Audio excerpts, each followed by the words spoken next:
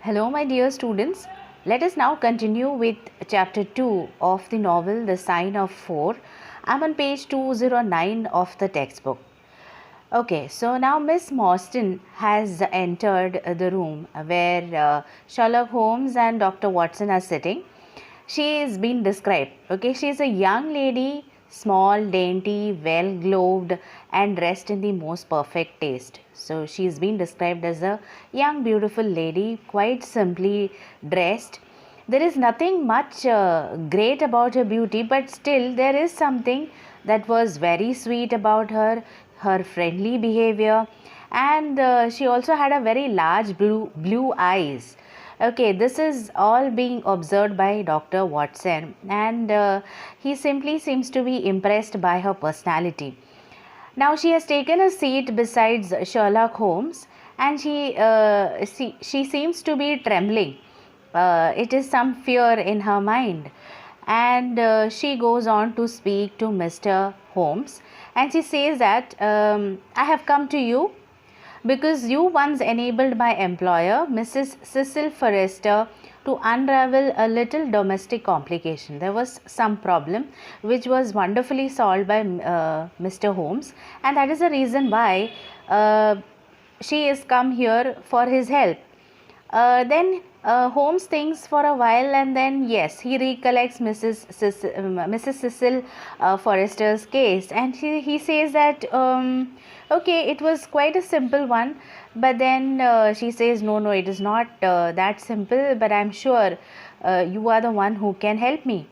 So Miss Morstan goes on to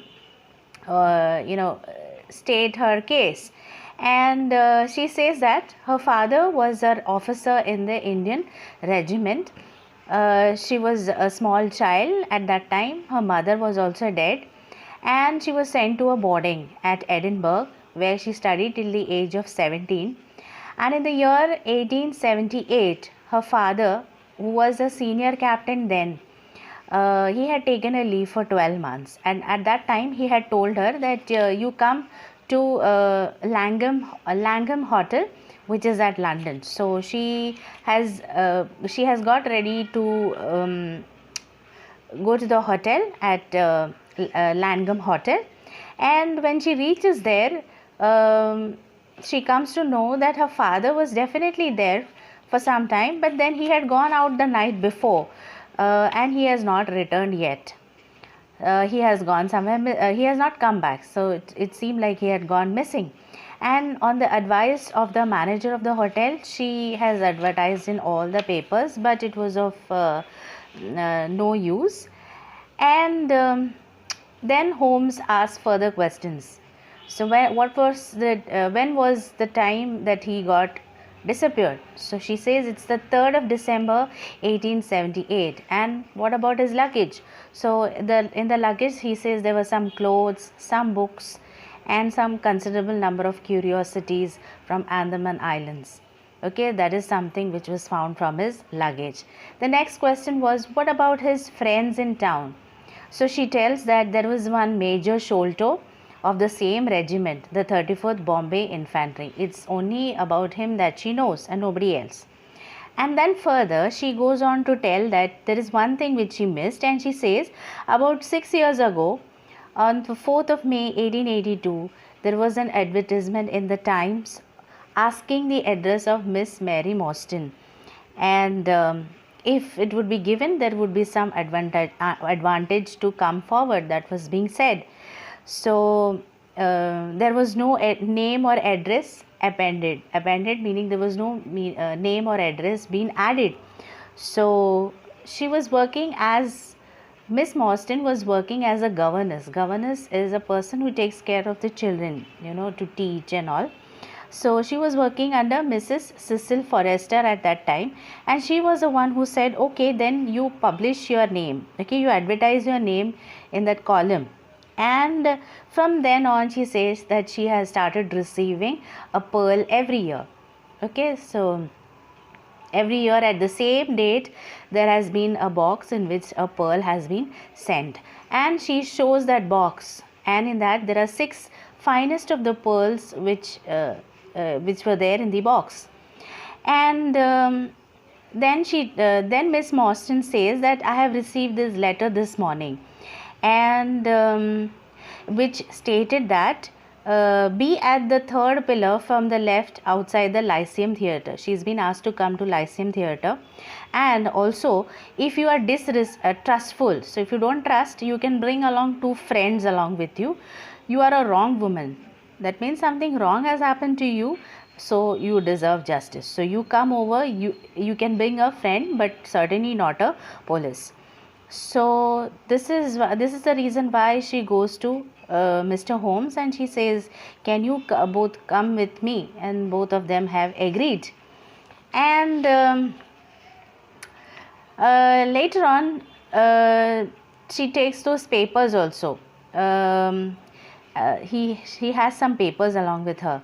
So he spreads the papers upon the table, and he glances through them, and then he says, it's certainly the same person who has written all these letters.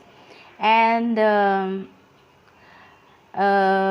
thereafter, is there any resemblance? He asks whether this handwriting belongs to your father. So she says, no, it does not seem like.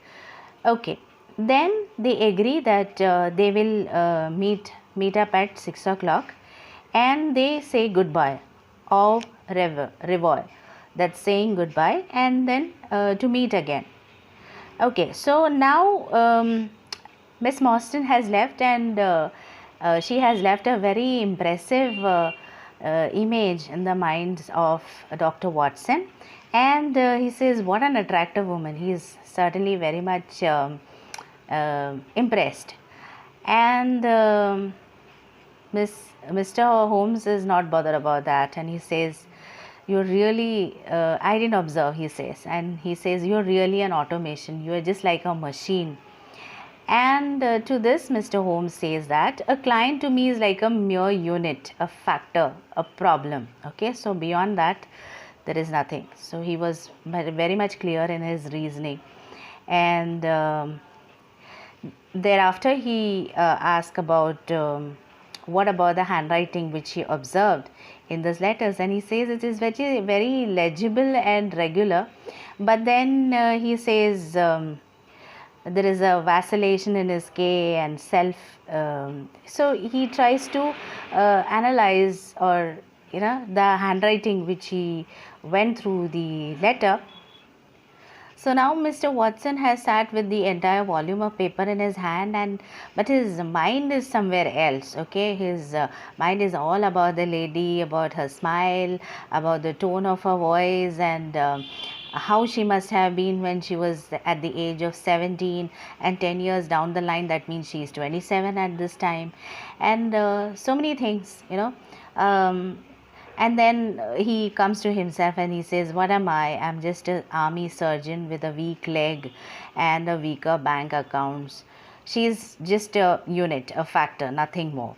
So he tries to console and convince, and then stop all the imaginations and thoughts about the lady.